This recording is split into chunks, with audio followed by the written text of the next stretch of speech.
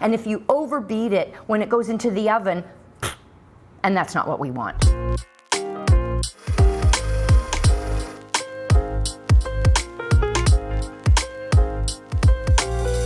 Well, today's all about a perfect sponge. Cakes are a bit daunting for most people, but if you follow these very careful steps and you don't overbeat, overmix, you will come out with the perfect sponge like I'm going to make you today. We need egg whites and we need egg yolks, and they need to be separated without getting any of the yolk or the fat into the white. If you do, it will not whip. They whip at a far larger volume when they are at room temperature. I have 5 large egg whites in here and it's going into the mixer. So we're going to beat this until soft peaks form, because you can overbeat egg whites where they break apart, they come almost cloud-like, and the whole reason of beating them is to lift your cake up or your sponge up and give it life. And if you overbeat it when it goes into the oven, and that's not what we want.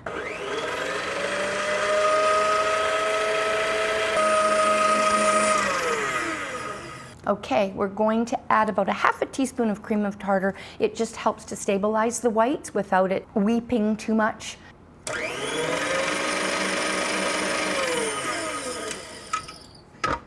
A lot of cookbooks you see will say beat the yolks, add the sugar, and then beat the whites. I reverse it to save you the washing up process. So if you beat the whites first, there's no need to wash the bowl because there's no fat in the bowl. So when I say light peaks, that's what I mean. It's not a broken volume, it's just beautiful. This is what peaks mean.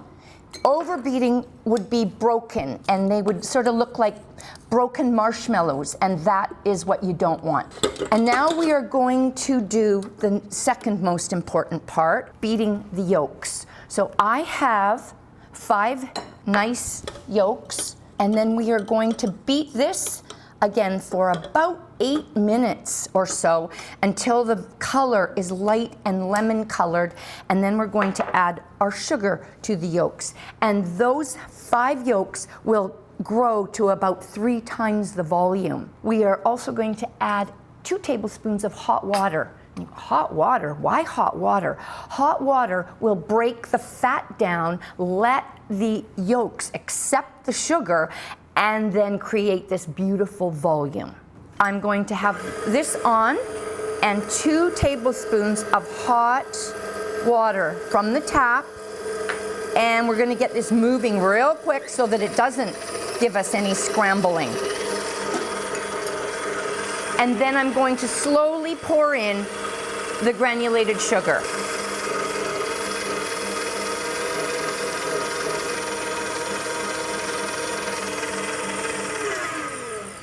Now, for the yolks to accept all the sugar, it's going to have to beat for a good 5 to 6 minutes. We'll watch it, but it'll go from a bright yellow, egg yolky, orangey yellow to a very pale yellow, which is then telling us it's time to stop and fold in the dry ingredients, the whites, and in the oven, which is preheated, vitally important. 350 Fahrenheit, it's already on a preheat.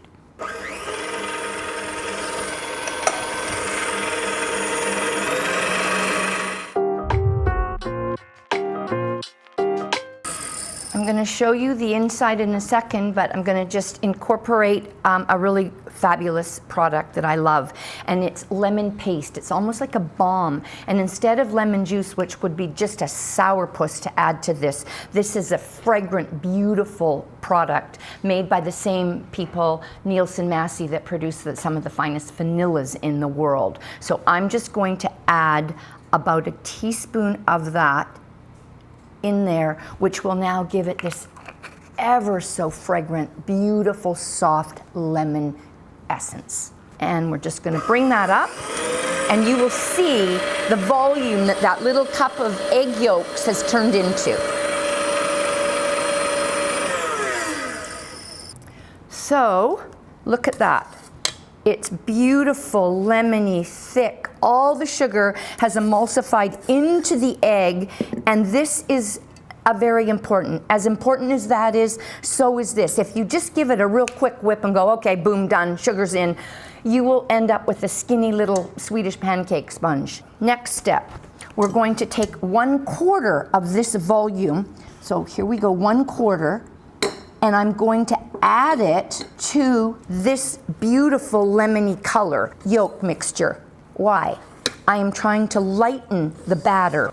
Really important that you fold over and under, and we are making this batter extra light. It's beautifully becoming foamy. You can see that. There's your 5 yolks. Look at how much they grew. Super important.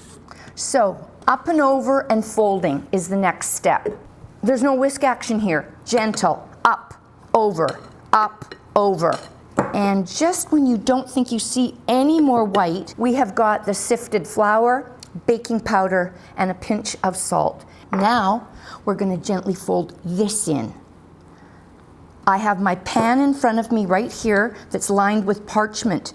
No fat, no greasing and flouring on this cake. It is a sponge and it doesn't want fat. As soon as you see no flour, we're good to put it in the pan, and then it goes into our preheated 350 oven for 10 to 12 minutes. You're gonna watch it. It depends on the heat of your oven. Every oven is different. So if you have a little thermometer so that you can accurately make sure that your oven says 350, but it's kind of closer to 400, this will burn.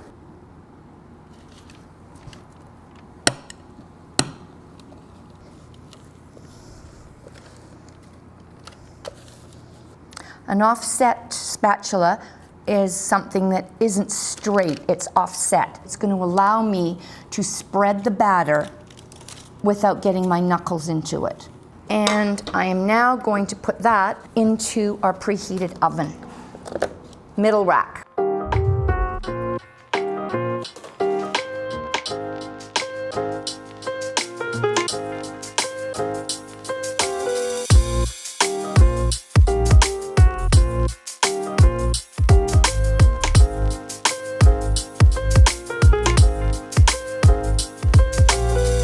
So this is the moment of truth. We've rolled it up. We must roll it directly out of the oven, because if you wait till the cake cools and you try to roll it, it will simply crack into pieces. So you have 2 options. If you feel uncomfortable with the roll, you can take that sheet cake and you can just cut it into 3 equal pieces. Cream in the middle, stack, cream in the middle, stack, and you don't have to go through the process. But I wanted you to see how easy it really is to make a roulade. So we're going to undo it, and we dusted the top, remember, with icing sugar. We are going to take some of the whipped cream, because we want to fill it. We don't want it just bare naked in the middle. And then we're going to take lemon curd. If you make your own lemon curd, fabulous. If you don't, buy a good one. Make sure that the ingredients are butter, lemon, and sugar, not a lot else. If sugar's first, you've got the wrong lemon curd. We're going to fold that in, like so. So now we've got a little bit of lemon essence in the batter, a little bit of lemon curd and cream in here, and we're going to spread that all through. And you don't go overboard. It'll just all squish out the sides, because we're not finished with this yet.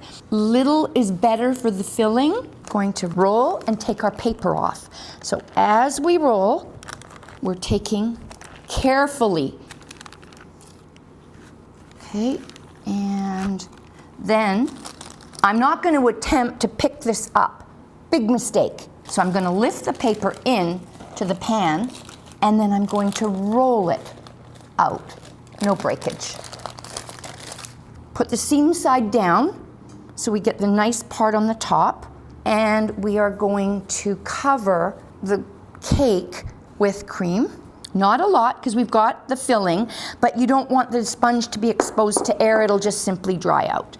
And then what we're going to do is take our beautiful berries. We've got a mixture, and we are going to start with this. So all like so, just scatter, scatter. Then we'll go with the raspberries, and we'll scatter those all over, making sure that it comes down the side here. Blackberries. To finish it, I have got some edible gold flake, and I'm just going to let that dance all over. And these little rose petals are growing in everybody's garden. If you have a backyard, they're everywhere. So I just happen to have, and so I'm just going to do that. They're edible because they're not sprayed, there's no insecticide, so that gives just that whimsical little bit of wow. And then just to add a little bit of green, just those little bit of mint leaf, just the tiniest ones. You don't want the large ones that we use in savory dishes. You want these little whimsical ends. So there you have a perfect lemon roulade, perfect for any occasion, just because it doesn't have to be special. I hope you try it. Don't let it intimidate you. The more you make it, the easier it will become. I just say yum.